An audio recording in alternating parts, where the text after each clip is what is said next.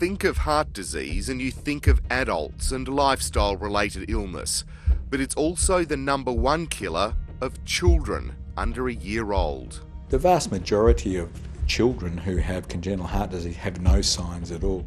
In Australia, 6 babies a day are born with a heart defect, though the condition is often not diagnosed for months or even years. He was growing well, he was putting on weight like a normal baby, he was starting to roll over at 3 months old, and it all stopped. Hani Seramondi had no idea her otherwise healthy baby Steele had a serious heart condition. It was only picked up when he fell ill and was taken to Port Hedland Hospital with a persistent flu. Congested all the time.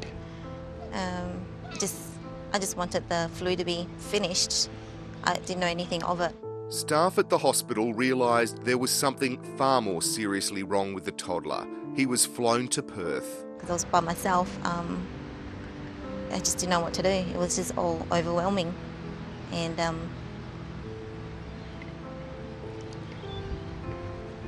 yeah, and then we flew down a couple of hours later and reached PMH at 4 in the morning.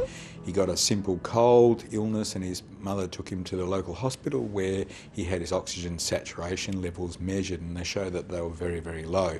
He was then transferred to Princess Margaret Hospital during the night, and he arrived here at 4 o'clock in the morning when I first met him, and we made the diagnosis at that time.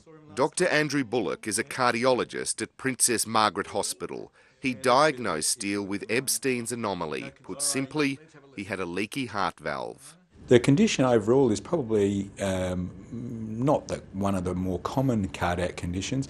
Overall, it's probably about 1 in every 8,000 people born, but the vast majority of people who have this condition have the milder end of the spectrum, and many of them don't even know they have the condition until later on in adolescence and adulthood. Steele underwent corrective surgery and is now on the road to recovery, but he will need ongoing monitoring and care.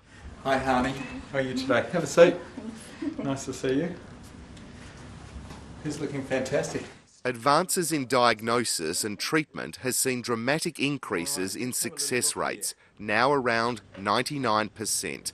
What medical researchers now want to understand is how this type of condition will affect children as they become adults. Many children undergoing treatment in childhood may be at risk of developing problems later on in life, and what we're now seeing is increasing populations entering adulthood, having undergone surgery in childhood.